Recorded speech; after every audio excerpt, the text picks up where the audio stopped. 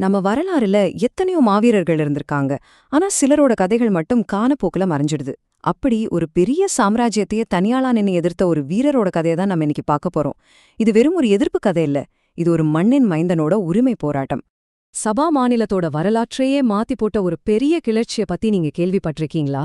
அந்த கிளர்ச்சிக்கு தலைமை தாங்கின அந்த மாவீரனோட கதை தான் இது. வாங்க, யார் அவருன்னு தெரிஞ்சுக்கலாம். ஒரு பெரிய கிளர்ச்சி உருவாகுதுன்னா அதுக்கு பின்னாடி ஒரு தலைவர் இருப்பார் இல்லையா? முதல்ல அந்த தலைவர் யாரு, அவரோட பின்னணி என்னன்னு நம்ம புரிஞ்சுக்கணும். யார் அந்த மாட்சாலே? எதுக்காக அவர் ஆயுதம் தூக்க வேண்டிய நிலைமை வந்தது?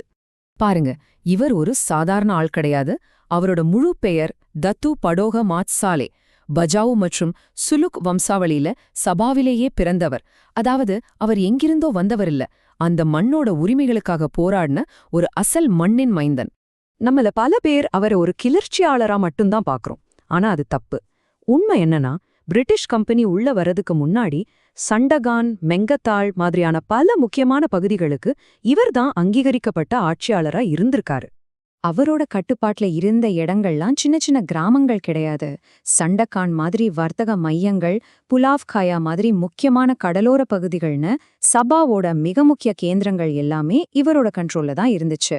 இதிலிருந்தே அவரோட செல்வாக்கு எந்த அளவுக்கு இருந்துச்சுன்னு நம்மால புரிஞ்சுக்க முடியுது. அப்போ ஒரு கேள்வி வருது இல்லையா? இவ்வளவு அதிகாரத்தோட, இவ்ளோ செல்வாக்கோட இருந்த ஒரு ஆட்சியாளர் எதுக்காக திடீர்னு ஒரு கிளர்ச்சியில ஈடுபடணும்? எது அவரை ஆயுதம் தூக்க வச்சது? வாங்க, அந்த காரணத்தை இப்போ ஆழமா பார்க்கலாம். பிரச்சனை இங்கதான் ஆரம்பிக்குது. வட போர்னியோ பிரிட்டிஷ் கம்பெனி சபாக்குள்ள கால் வைக்கும்போது அங்க ஏற்கனவே இருந்த ஒரு ஆட்சியோ தலைவரையோ மதிக்கல. குறிப்பா மாட்சாலேவோட அதிகாரத்தை அவங்க சுத்தமா மதிக்காம புறக்கணிச்சாங்க. யோசிச்சு பாருங்க, இது அந்த மண்ணோட தலைவருக்கு நடந்த ஒரு நேரடி அவமானம். அவங்களோட நடவடிக்கைகள் அடுத்தடுத்து எரிச்சலை உண்டாக்குச்சு. முதல்ல உள்ளூர் தலைவர்களுக்கு மரியாதை இல்ல. ரெண்டாவது, மக்களோட நில உரிமைகளை மதிக்காம பிடுங்க ஆரம்பிச்சாங்க. கடைசியா மாட்சாலை கிட்ட இருந்த வரி வசூலிக்கிற உரிமையையும் அவங்க எடுத்துக்கிட்டாங்க.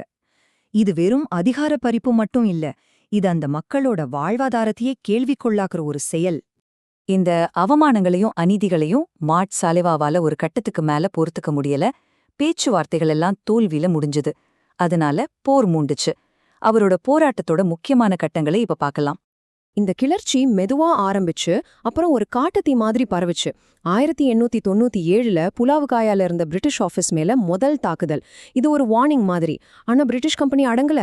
அதனால அவங்களோட தலைநகரையே தாக்குற அளவுக்கு துணிஞ்சார் மாட்சாலே. தற்காப்புக்காக தம்புனான்ல ஒரு பெரிய கோட்டையும் கட்டினார். ஆனா 1900ல பிரிட்டிஷ் கம்பெனி தன்னோட முழு பலத்தையும் ஒன்னு திரட்டி ஒரு இறுதி தாக்குதலுக்கு ரெடியானது. அந்த இறுதி தாக்குதலோட முடிவு என்னாச்சு? ஒரு வீரனோட வீழ்ச்சி எப்படி ஒரு போராட்டத்தோட தொடக்கமா மாறுச்சுங்கிறதை இப்ப நம்ம பார்க்க போறோம். ஜனவரி 1900 தம்புனான்ல நடந்த அந்த பெரிய போர்ல மாட்சாலே வீரமரணம் அடைந்தார். ஒரு நிமிஷம், அலைவன் வீழ்ந்துட்டானா போராட்டம் முடிஞ்சிடுமா? பிரிட்டிஷ்காரங்களும் அப்படிதான் நினைச்சாங்க. ஆனா இல்ல, அந்த போராட்டம் அதோட முடியல. அது ஒரு புது வடிவத்தை எடுத்தது. ஆமாங்க, மாட்சாலேவோட உடல்தான் வீழ்ந்துச்சே தவிர அவரோட லட்சியம் சாகல. அவரோட ஆதரவாளர்கள் தம்புனான்ல இருக்கிற காமமாமா கிராமத்தை மையமா வச்சு போராட்டத்தை தொடர்ந்தாங்க. அப்போதான் பிரிட்டிஷாருக்கு ஒன்னு புரிஞ்சுது. நாம கொன்னது ஒரு தனி நபரே இல்ல, நாம எதிர்த்துட்டு இருக்கிறது ஒரு பெரிய இயக்கம்னு. சரி, இறுதியா உங்ககிட்ட ஒரு கேள்வி. ஒரு தலைவரை கொன்னுட்டா ஒரு போராட்டத்தையே அழிச்சிட முடியுமா?